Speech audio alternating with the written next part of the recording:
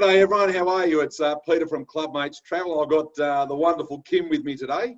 Hey guys, how we going? Plan crew.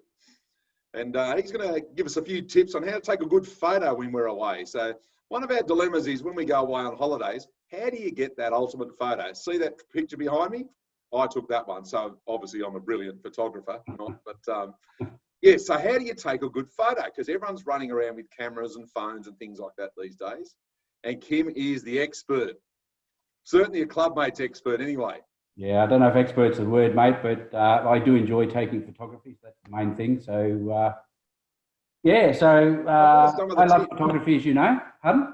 What are some of the tips, Kim? How do we take a good photo? How do we take a good photo?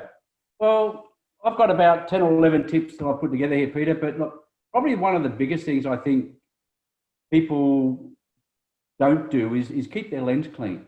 Because we all have our mobiles, we're using our mobiles every day, we've got it like this, and we tend to, we're just eating lunch with greasy fingers, we put our fingers all over the lens. I do that, yeah. Absolutely, we all do it, there's no doubt about it, we all do it, But then we do that, we go, oh, look at little Johnny over there, let's take a photo. We go take a photo, and then we wonder, why is it all blurry?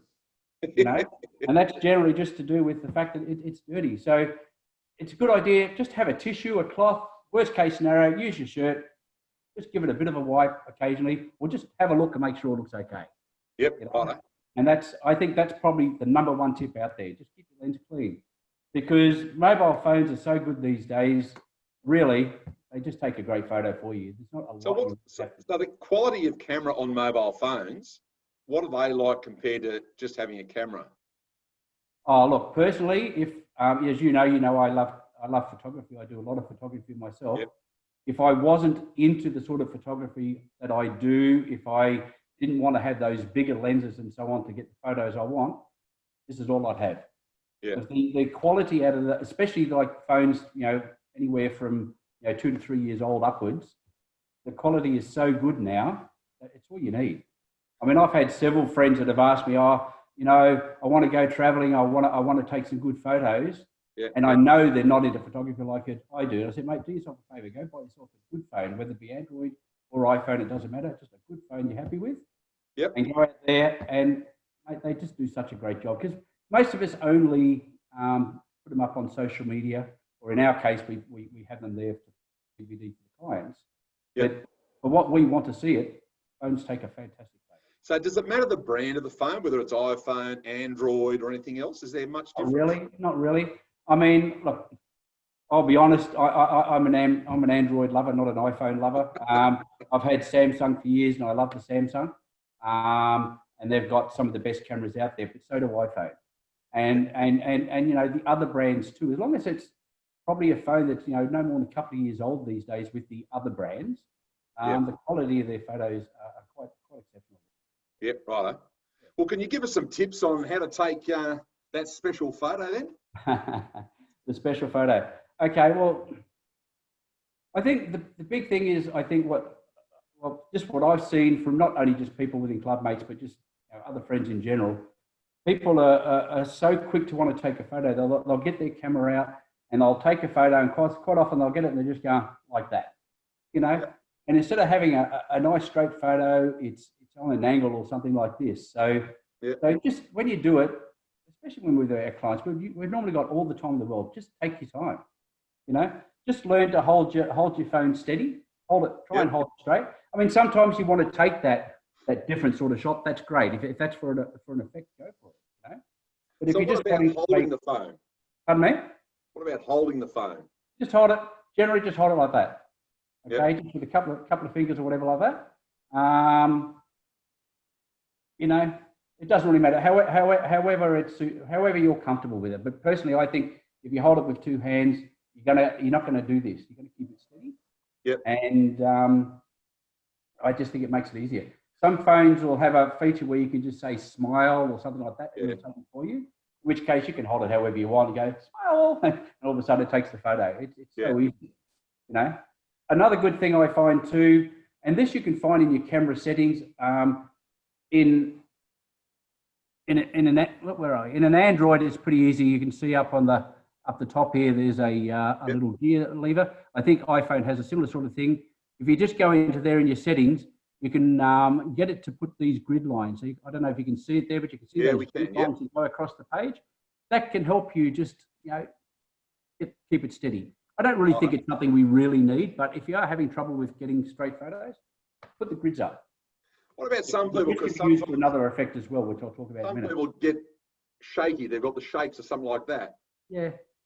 Do the phones compensate for that? Not really, no. For the video, they might, but for just general photos, no, not generally, no. Yep, right. It's not that I've come across. Sorry, I'm just trying to get something out here. All right, so we're just trying to break the cameras now, aren't we? Yeah, that's what I'm trying to do right here now. That's it. So another good thing with I think maybe taking good photos as well is think about what you're trying to get from the photo, right? Sometimes, and I'm going to talk about clients because that's what we're all about here. So we're out there, we've got little Johnny, excuse me, let's just say we're down like the last trip that I did with you guys was the New Year's Eve one down at the Gold Coast. Yep. We're down at Movie World, and we want to take some nice photos that little Johnny's going to remember when he goes back home. Yeah. Okay? A lot of the photos that I've seen out there is people will take a photo and they'll go right in and they'll get a nice close-up shot of little Johnny. Say, for instance, like you now, a nice close-up shot of yourself, right? And there's nothing wrong with that. But sometimes, it's nice to be able to tell a story. So instead of just taking a close-up, take a wider shot. So those grid lines I showed you before, there's a technique called the rule of thirds. And you'll see on those grid lines that I showed there before, you've got intersecting lines. So if you go to the left and the right, you'll find there's intersecting lines there. Yep. So that could be an effect and say, okay, let's put little Johnny on one of those lines there and take more of the scenery. So like your background shot you've got there, you've got the people in the photo and you've got the scenery. So it's taking the person in the photo and it's showing where little Johnny is. Yep. So in that example, you could have been down at Movie World, the Big Dipper's in the background. He's just come off it, mate. He's pumped. He's had a great time. And like we got that photo of him going like that exactly. Mate, that was awesome, But, if you take the photo that tells the story and he's going, mate, that's awesome, and you've got the Big Dipper in the background, he's going to remember that. And for him, it's a story for him and the people he lives with and his family to see what he's been doing down there. That sounds good. Yeah. So with the megapixels on the cameras, does that have much impact on what we do you think? Not on the newer cameras, no. I mean, it'd have to be a pretty old camera to really worry because megapixels is not the be-all that people seem to make it out to be. If you were going to blow it up as a big photo, like something like behind here, then yes, it can make a difference. But for what we're doing on social media and or the DVDs and that for the client on a general TV or whatever they're going to look it on, not really, no. And most cameras these days are usually between around about 5 to 15 megapixels anyway, and that's more than enough. What are cameras now? When you buy a camera, how many megapixel would a camera be? I know mine's at the moment. I think mine's about 12 megapixel at the front, at the back camera, the normal photo that you take, and on the front of the camera, I think it's about 5 megapixel. And I think the new ones out now, they might be a few megapixels, maybe up to 20 megapixels. Oh, so the megapixels change between the front and the back of the camera? They do, generally, yes. Yeah. Oh, there you go. Some cameras, I can't remember which one it is now. There are some cameras out there that have very good front megapixels as well. Yep. And I suppose, for the person that likes to take the selfies, that's probably important because quite often you'll find, you take this beautiful shot like this and you go, take a selfie, that's not really good. It's a little bit noisy, pixelated, or whatever. That's because generally the cameras aren't as good on the front. Yeah. So while we're on selfies, should we be holding our camera up and down like that? Again, it depends on the photo you want to take. Usually, if you just want, mate, just want a photo of Kim here, then that's probably great. But if I want a photo of Kim with the Big Dipper behind me, then I might want it more like that to sort of, again, to tell that story behind there. personally, I'm not a big one for selfies. I don't do a lot of selfies at all. So you're not the selfie king? I'm not a selfie king, no. I'm one of those ones that doesn't really like his picture taken. So to get me on video here today, mate, you've done well, I'll tell you. So you like taking the photo, not being in the photo. Is that what you're I saying? love taking the photos, but not being in them, yeah. I mean, I don't mind, but it's not my, not the way I really want to go. So what do you look for to get a really nice shot then? What, are you just looking for some scenery? Are you looking for, I know you said you were looking at getting the whole picture and things like that. Yeah.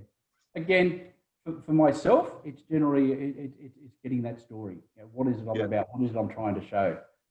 So again, like I was saying before, if we're out with the clients and, we're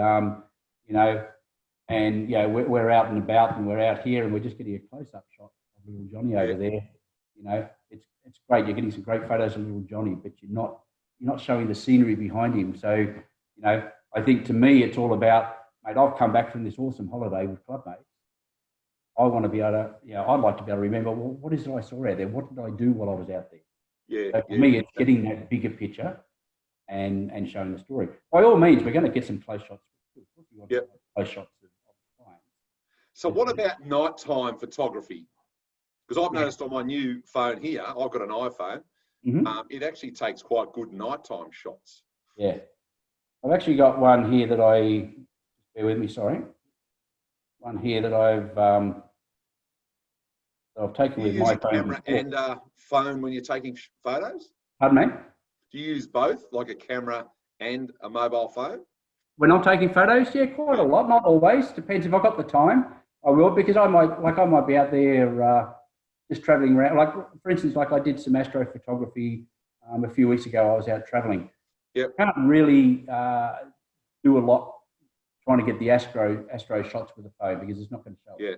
But while I was out doing other things like some hikes and things like that, I use my phone quite a bit. I might just post a couple of times while I'm away and say, mate, this is where I am, this is where I'm going. Because generally I won't do a lot of editing because I love to edit as well. So my other good camera shots, I edit when I get back generally. But back to your question regards night shots.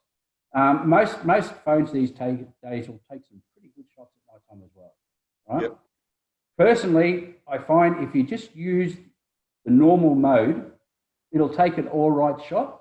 Yep. If you try to blow it up a little bit, it'll be a little bit noisy or a little bit pixelated. Right? The way to get around that, and I really don't know if iPhone has this. I'd be surprised if they don't, though. But with Android or the Samsungs, they have a mode called Night Shot. And when you go across that, what you need to do, instead of just going click and taking your phone away, you need to hold it nice and steady for maybe 1 or 2 seconds. Just nice and steady. Take that shot, just hold it. And what it'll do, it'll give you something. Look at that. Something like that. Now, that was taken about 10 o'clock at night a few weeks ago. Magic. Right in Brisbane. And that's for night shot mode. And what it does, it just gives a much, much clearer image without all that noise and pixelation that comes with it. Yep. So for those of you that do have night shot or do have iPhones, just check to see if you've got a night shot or a night mode, and just practice and just try it out. I think it's called night mode on iPhones. Yeah, on this I think it's called night shot. Yeah, it'd be the same thing. So if it works, and I'm assuming it'll work pretty much similar way. I said the key to that is just you need to hold it still just for that little bit longer than you would for a normal shot. Yep, right. With mine, it'll sort of take the shot and then it just takes a couple of seconds to. I think what it sort of does, it takes 2 or 3 shots in the background. Yep. And then it sort of blends them together in phone, which gets rid of a lot of the noise and pixelation. Geez, they're clever, aren't they? They are, absolutely. Very clever. Absolutely, yeah. So taking shots with or against the sun, with getting shading on faces. Absolutely. Now that's a good one I like to show you. So I've got my trusty little model here, okay?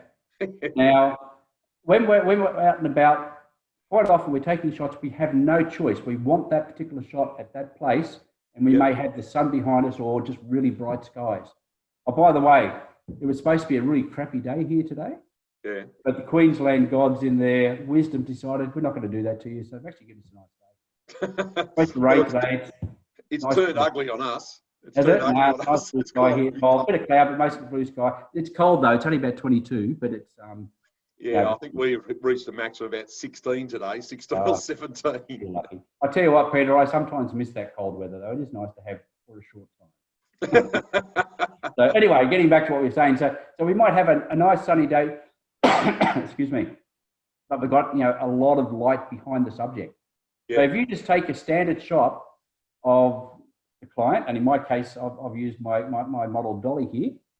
What you're going to get, you might get the sky more or less exposed, but the client or the subject's going to be really dark.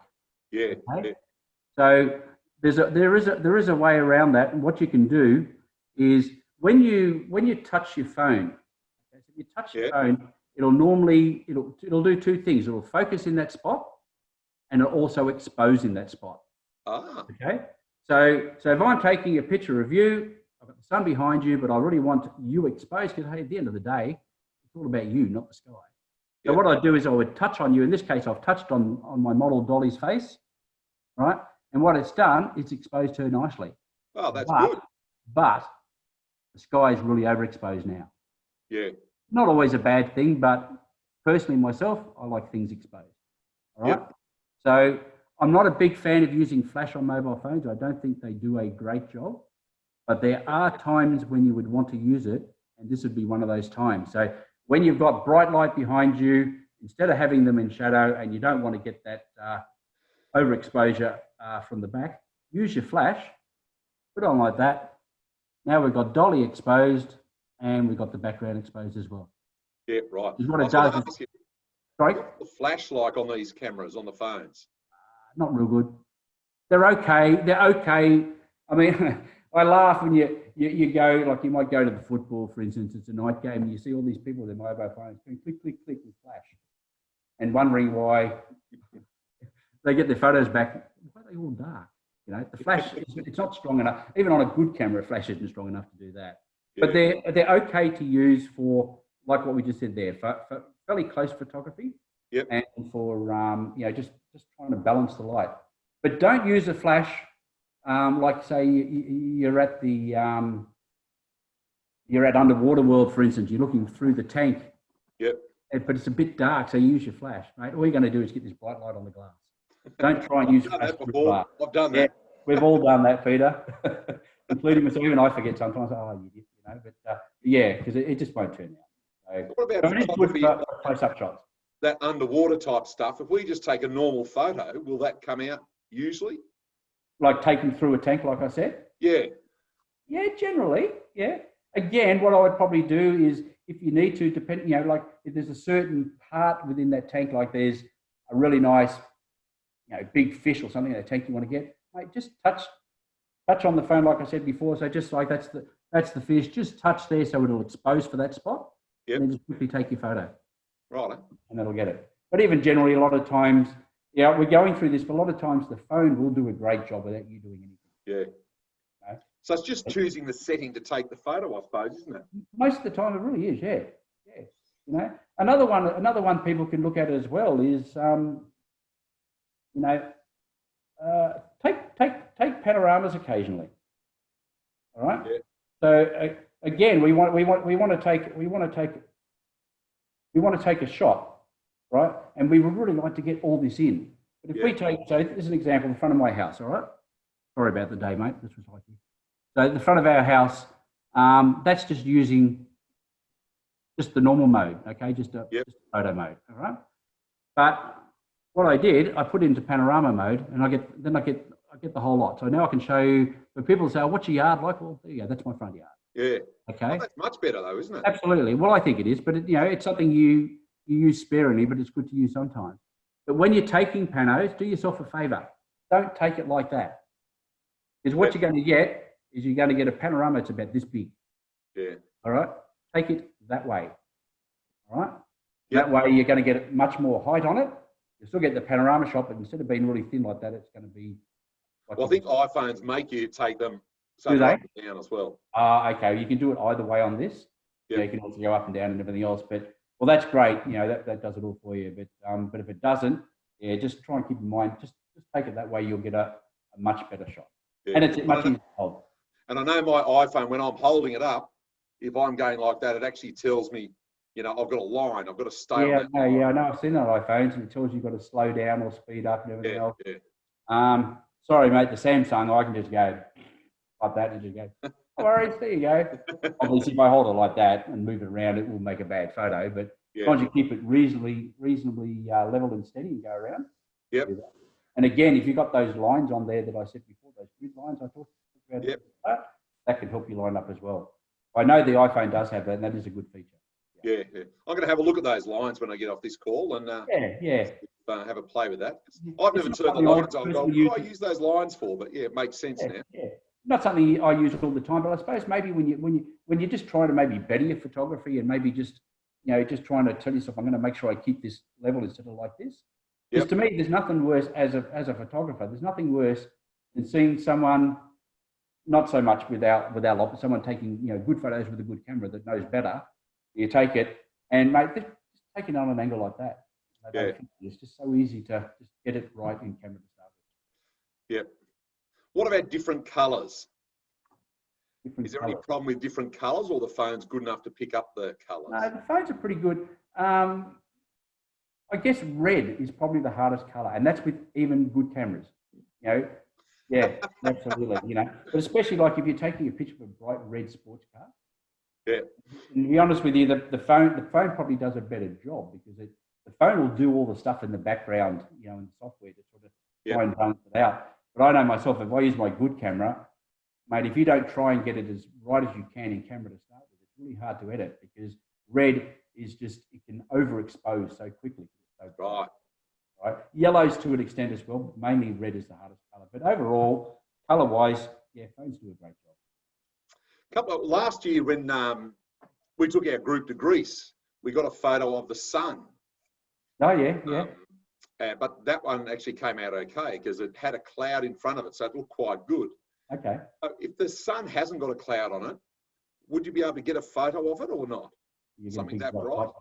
You'll get a big white dot. Yeah, right. I mean, it will try and expose it a bit, but it'll look so-so. But on sunsets, excuse me, on sunsets it can look awesome. You expose for the sun and everything else, you get that beautiful orangey red sun and everything else. Right, the foreground will silhouette, but that's a great effect anyway. But during the middle of the day, taking a photo of the sun out there, it can be a hit and miss. Sometimes it might work out all right, depending on what else is within the picture. Yeah. But generally, it's going to be pretty bright. But sometimes it can come up okay, and you get that star effect. So what about the moon? How's that to take photographs of? The moon it'll generally, if it's as long as there's a lot of other ambient light around when you're taking it, it'll take a reasonably good shot. So if we're out in the bush somewhere, like going up the middle of Australia, that's the best place to probably take the photos versus going into a city. Absolutely. Which is why when I did my astro photos a few weeks ago, I went out west because it's just dark skies. And and if you do it here, you're just not going to see it. It's the same with the moon. You'll still see it. There'll be a lot of other ambient light, so it doesn't look as effective as dark. Yeah, righto. No worries. The one thing to keep in mind too, which I see a lot of people do, is they tend to use the digital zoom a lot on their cameras. Yeah. So using your moon example, you might want the moon, and when you're taking it, mate, on your phone, it's just a little dot. So what a lot of people do is they'll do this and zoom right in to sort of make it a big dot. Now that's okay, but you got to remember when you use digital zoom, anything digital is going to create pixelation. Yep, right. Okay? Because it's trying to override what it's, instead of having a 12 megapixel camera, you're trying to make it a 30 megapixel camera. So you just can't do it. Yep. So if it's the shot you really need, you need a big go for it, but just remember it will create a bit of noise. So if we take it without zooming in, and then if we want to blow it up, we could probably do it there because then you've got the high quality photo. Absolutely. And that is the much better way of doing it. Yeah. But again, understanding, of course, that, if it's something this big on your whole screen and you try and blow that up, it's only going to look so-so. Yeah. But if let's just say I took that photo of little Johnny with a Big Dipper behind him, but I forgot to take a really close-up portrait shot of little Johnny, bugger, What you can do is, if you wanted to, you can edit that, then you can zoom that up so you get that nice portrait shot of Johnny, and then just basically just save that photo as a different photo, and that'll come out pretty good because you've got a good resolution photo to start with. Yep. So what about editing? Can we edit on the phones, do you think? You can. I don't generally do it too much personally, but depends. Like because I do photography as a hobby as well. I have Photoshop and Lightroom, and I subscribe to that. So I can get Lightroom on my phone, and I can do the same sort of editing on here as I do with my normal camera. But generally, most of the, I think iPhone will be the same. It'll have its own basic editing suite anyway that you can use. And most of the times, really, all you really want to do, sometimes you might want to put an effect like a sepia effect or some other effect into it, or you just want to crop it. Like we said before, we forgot to take that photo of Johnny, so we're going to zoom it in and crop it out. Just use your editing within your phone. Yep. Yeah. They're all very good tips. Yeah. It sounds like you know what you're doing, Kip. Sort of. I fumbled my way through it, let's put it that way. All right, Kim. Well, that was wonderful. Covered most of it, Peter. But yeah. That was very informative. Yeah. But my biggest tip is I say keep that lens clean. Yeah. And mate, when we're taking photos out there of our clients, try and make it a bit of a story. So don't always just take close-ups. Try and get where the clients are, what the clients are doing, and what's just made them happy. Yep. So, to sort of finish that off, I'll show you, if I may, one more. Am I allowed to show photos of clients on here? Yeah. Okay. I only asked because in my disability services job here, I'm not allowed to take photos of clients. I'm allowed to put up anything about about passengers. I know we're quite different here. Yeah. Yep. So, we love seeing photos of our guys, and they love seeing photos of themselves, I think. I think they love it as well, yeah. I think they love it more than what we do. Absolutely. So here's one. As you know, I took John to Cairns late last year. Yep. We all know John. We all know John, that's great. And, mate, we had a ball. We had a really good time. As you know, he loves trains. Yep. Anything to do with trains, he absolutely loves. So he was pretty happy most of the time.